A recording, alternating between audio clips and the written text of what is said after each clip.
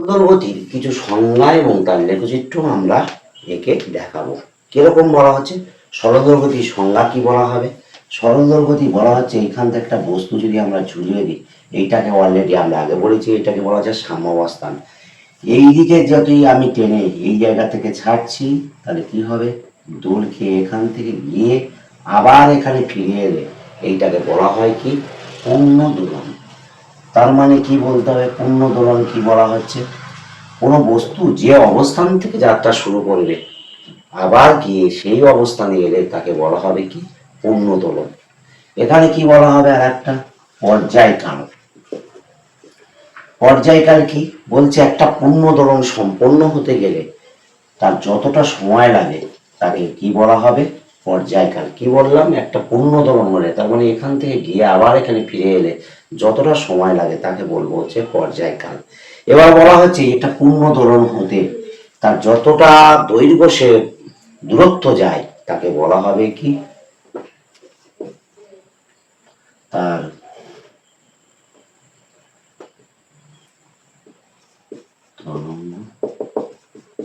দৈর্ঘ্য ল্যামডা দিয়ে চিহ্নিত করা হয়। এবারে আমরা কি করব, এইখানটায় আর একটা জিনিস বলবো, দশা। যখন কোনো বস্তু যে অবস্থানে থাকবে, ধরো এখান থেকে যাত্রা শুরু করলে এই অবস্থানে আছে, তার একরকম আমরা কোণ দিয়ে চিহ্নিত করতে পারবো। যে কোণটা দিয়ে চিহ্নিত করব, যে মান দিয়ে করব, তাকে কি বলবো হচ্ছে দশা। এবারে আমরা লেখচিত্রগুলো দেখাচ্ছি। এইরকম একটা কি, এইখান থেকে যখন স্টার্ট হবে, এইখান থেকে শুরু হচ্ছে, এই এখান থেকে গিয়ে এখানে শেষ, তার মানে এখান থেকে এই যে গেল, তার মানে এখান থেকে এই চলে গেল, এই নিচের টুকু যখন আসবে তার মানে কি, ব্যাক করে এদিকে আসা হচ্ছে। এই পুরো দৈর্ঘ্যটাকে, এইটাকে বলা হচ্ছে একটা, এইখান থেকে এখানে গিয়ে ফিরে এলে এইটা হচ্ছে পুরো গ্রাফটাই এই হলো, এইটাকে একটা বলা হচ্ছে পূর্ণ দোলন।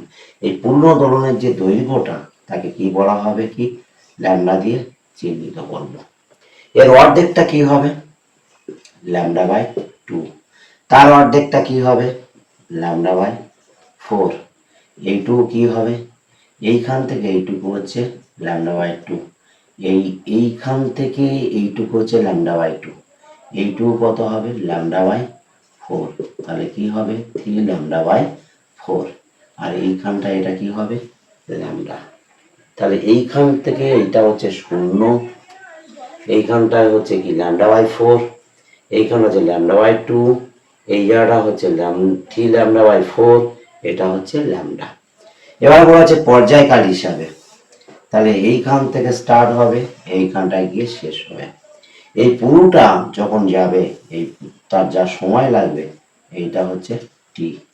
এইখানটা এটা অর্ধেক হবে, টি বাই 2। এইখানটা যখন হবে টি বাই 4।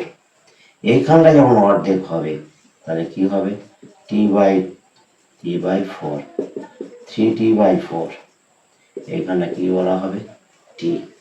এইটা হচ্ছে 0। আমরা এইভাবে চিহ্নিত করতে পারবো। তাহলে আমরা পর্যায়কাল দিয়ে চিহ্নিত করলাম, তরঙ্গ দৈর্ঘ্য দিয়ে চিহ্নিত করলাম। এবার দশায় চলে যাব, কিরকম হচ্ছে, এই ধরো যদি যাই গ্রাফিক্যালি, এইটা হচ্ছে 0 ডিগ্রি, এইখানটা এটা হচ্ছে পাই, তার মানে হচ্ছে এটা হচ্ছে কত, 180 ডিগ্রি।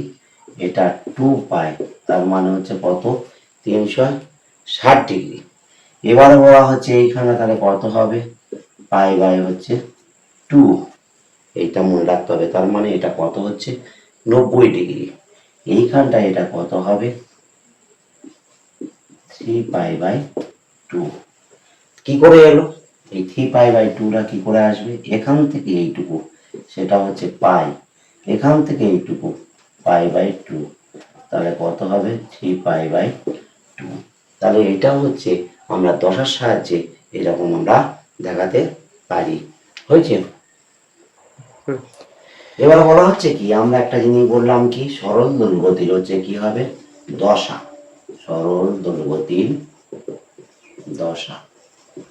দশা মানে কি বললাম, যে কোন সরল গতি যখন কোনো বস্তু মানে দোলনকাল হচ্ছে, তখন তার কি হচ্ছে কোন অবস্থানে আছে সেইটাকে যদি আমরা কোন হিসাবে লিখি সেটাকে বলবো হচ্ছে দশা। এই দশার মধ্যে যখন প্রথম স্টার্ট করবে, ধরো এখান থেকে স্টার্ট করছে, প্রথম যেটা স্টার্ট করবে তাকে আমরা কি বলবো হচ্ছে প্রারম্ভিক দশা। কি বলবো আমরা? প্রারম্ভিক দশা বা ইপক। এটা মনে করে রাখতে হবে, যেখান থেকে স্টার্ট করছে সেই অবস্থানটাকে বলবো কি প্রারম্ভিক দশা বা হচ্ছে ইপক।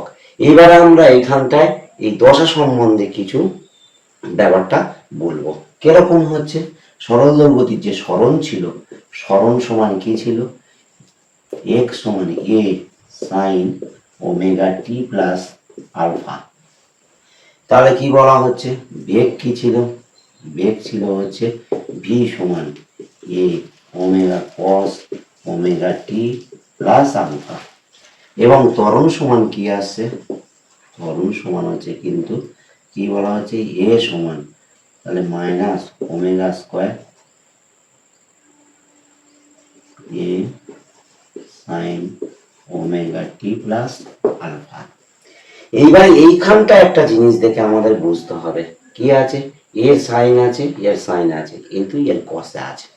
তার মানে এদের মধ্যে দশার পার্থক্য কত?